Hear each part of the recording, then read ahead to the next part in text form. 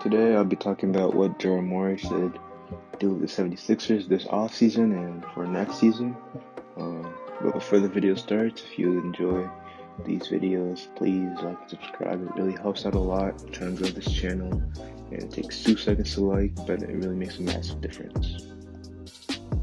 Over the offseason, Daryl Morey was hired by the 76ers, and although he was signed, Elton Brand apparently still does have some power, as he just got an extension, so I'm not sure who has what power and who controls what.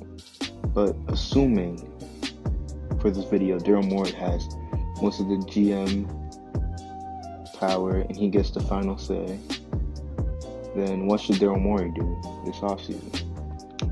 Well, obviously the clear problem last year was shooting, and a trade that I think everybody's seen if you're a basketball fan and you've been looking at the 76ers is Buddy Hield to the Sixers. And yeah, this could probably work. I honestly like it for both sides, as the Kings can't keep Buddy Hield and Bogdanovic, so if they do decide to go Bogdanovic, who I think fits better in that system, and they could also get Al Horford for Buddy Hield, which overall I think a team of De'Aaron Fox, Bogdanovic, Al Horford, and Marvin Bagley is better than De'Aaron Fox, Buddy Hield, and Marvin Bagley. So yeah, I think the Kings can benefit off it. Maybe the Sixers have to throw in a pick or a young player. But yeah, and the Sixers obviously get rid of Al Horford's horrible contract and get a shooter, which they desperately need. One of the best shooters in the league in Buddy Hield. Even though he did have a down year last year, he's still a great shooter, and he can get some shots at the dribble as well, which is always nice to have. But yeah, other than this, what should the Sixers do? Rumors came out today, as I'm making this video, November 3rd, that the Sixers will be interested in James Harden this offseason. And obviously that had to include either Ben Simmons or Joel Embiid. And if I were Daryl Morey, I do not do this offseason. I think you've got to get more shooting around Embiid and Simmons and see how far that can take you.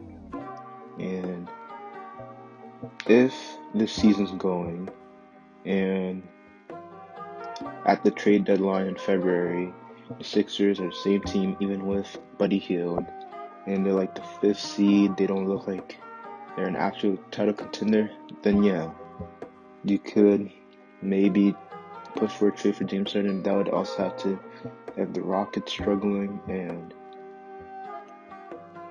yeah, the Rockets have to agree to it too. But that would really, I don't love James Harden, and they'd have to trade Ben Simmons, because I don't think you'd have both James Harden and Ben Simmons on the same team. That really wouldn't work out well fit-wise. And I think Ben Simmons might be, in the long run, the better player out of him and Embiid, especially since Embiid's always so injured.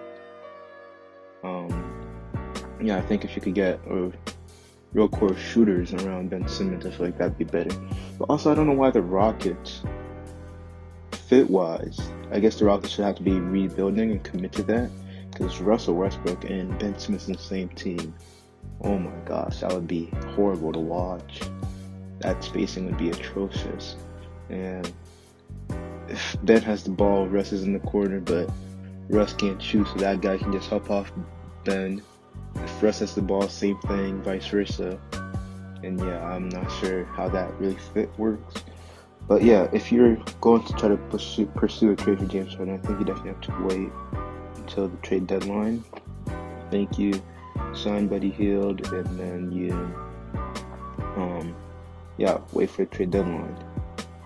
Other trades or moves, signings that they could do, I would suggest possibly Danilo Gallinari if the Buddy Hield trade doesn't really work out. He said that he's willing to take a pay cut to win, so probably $7 to $8 million, somewhere around that. If they have a mid-level exception, which I'm not sure if they do. But if they do, they could probably sign for that. He can average 20 points per game on a team where he gets enough shots, but that obviously would be needed on the Sixers. But he's a nice shooter, and he can get his own shot at times. A lineup of Ben Simmons and Embiid at the 5, obviously. Tobias Harris at the 4. And even if they do get Buddy Hield, I think Gallinari would be a great fit next to them. Put Gallinari at the 3. Because Tobias Harris is a better 4 than a 3, for being honest. And him playing out of position is one of the reasons he had a down year last year.